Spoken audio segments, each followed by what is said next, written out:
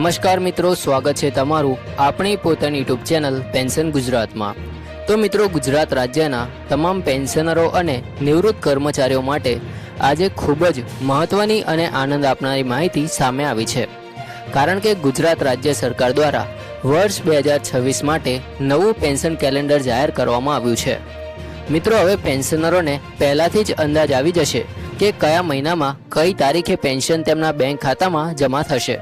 ખાસ કરીને વડીલ પેન્શનરો માટે આ સમાચાર ખૂબ જ ઉપયોગી સાબિત થવાના છે, કારણ કે ઘણા લોકો ઘર ખર્ચ, દવાઓ અને અન્ય જરૂરી ખર્ચ માટે માત્ર પેન્શન પર આધાર રાખે છે। તો મિત્રો, આજે આપણે આ વિડીયોમાં નવા પેન્શન કેલેન્ડર, પેન્શન જમા થવાની તારીખો અને પેન્શન સમયસર મેળવવા માટેના મહત્વના નિયમોની સંપૂર્ણ માહિતી જાણવાના છીએ। તો મિત્રો, સામાન્ય રીતે ગુજરાત રાજ્ય સરકાર અને કેન્દ્ર સરકાર બંને પેન્શનરોના ખાતામાં દર મહિને અંતિમ કાર્યકારી દિવસે પેન્શન જમા કરે છે, પરંતુ જો મહિનાનો છેલ્લો દિવસ રવિવાર અથવા જાહેર રજાનો હોય તો પેન્શન એક દિવસ પહેલા જમા કરવામાં આવે છે, જેથી પેન્શનરોને કોઈ મુશ્કેલી ન પડે। હવે વર્ષ 2026 માટે અંદાજિત તારીખોની વાત કરીએ તો જાન્યુઆરી મહિનાનું પેન્શન 30 જાન્યુઆરી શુક્રવારે જમા થઈ શકે છે।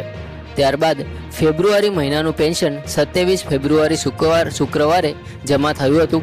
માર્ચ મહિનામાં 31 માર્ચ મંગળવારે પેન્શન જમા થયું છે, જ્યારે એપ્રિલ મહિનામાં 30 એપ્રિલ ગુરુવારે પેન્શન જમા થવાની તારીખ હતી। ત્યારબાદ જૂન મહિનામાં 30 જૂન મંગળવારે અને જુલાઈ મહિનામાં 31 જુલાઈ શુક્રવારે પેન્શન જમા થઈ શકે છે। મિત્રો, ઓગસ્ટ મહિનાની વાત કરીએ તો 31 ઓગસ્ટ સોમવારે પેન્શન જમા થશે તેવી સંભાવના છે। ત્યારબાદ ઓક્ટોબર મહિનામાં દિવાળી જેવા મોટા તહેવારો આવતા હોવાથી સરકાર અથવા બેંકો પેન્શન અગાઉથી જમા કરી શકે છે। હાલની માહિતી મુજબ 30 ઓક્ટોબર શુક્રવારે પેન્શન જમા થવાની સંભાવના છે। નવેમ્બર મહિનામાં 30 નવેમ્બર સોમવારે અને ડિસેમ્બર મહિનામાં 31 ડિસેમ્બર ગુરુવારે પેન્શન જમા થઈ શકે છે।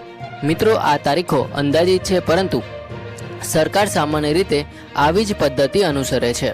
મિત્રો, હવે સૌથી મહત્વની વાત કરીએ કે તમારું પેન્શન કોઈ પણ વિલંબ વિના સમયસર ખાતામાં આવે તે માટે તમારે શું કરવું જરૂરી છે।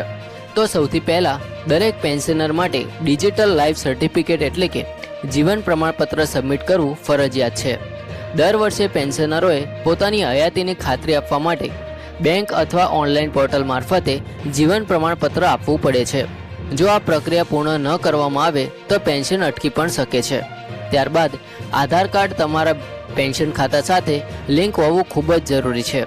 ઘણી વખત આધાર લિંક ન હોવાથી પેમેન્ટમાં વિલંબ થાય છે। સાથે સાથે બેંક કેવાયસી પણ અપડેટ રાખવું જરૂરી છે, જેથી ખાતું સક્રિય રહે અને પેન્શન સરળતાથી જમા થઈ જાય। મિત્રો, હવે મોંઘવારી રાહત એટલે કે ડીઆર વિશે પણ મહત્વની માહિતી સામે આવી રહી છે।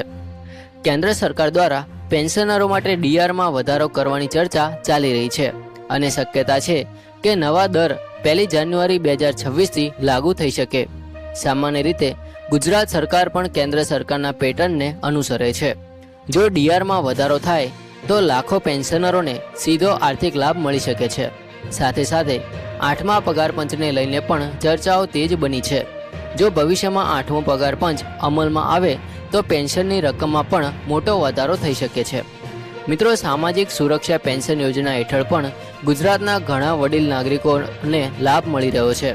ઇન્દિરા ગાંધી રાષ્ટ્રીય વૃદ્ધ પેન્શન યોજના હેઠળ 60 વર્ષથી વધુ ઉંમરના પાત્ર નાગરિકોને દર મહિને 1000થી 1250 રૂપિયા સુધીની સહાય સીધી બેંક ખાતામાં ડીબીટી દ્વારા જમા કરવામાં આવે છે। આ યોજના ઘણા ગરીબ અને જરૂરિયાતમંદ વડીલો માટે આશીર્વાદ સમાન સાબિત થઈ રહી છે।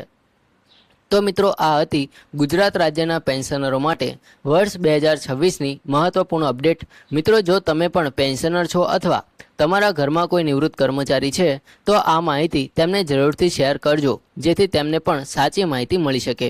વિડીયોને લાઇક કરજો, શેર કરજો અને આપણી યુટ્યુબ ચેનલ પેન્શન ગુજરાતને સબસ્ક્રાઇબ કરવાનું બિલકુલ ભૂલતા નહીં, કારણ કે અહીં તમને પેન્શન, સરકારી કર્મચારીઓ અને નવી સરકારી યોજના વિશે સૌથી ઝડપી અને વિશ્વસનીય માહિતી ગુજરાતી ભાષામાં મળતી રહેશે। જય હિન્દ, વંદે માતરમ।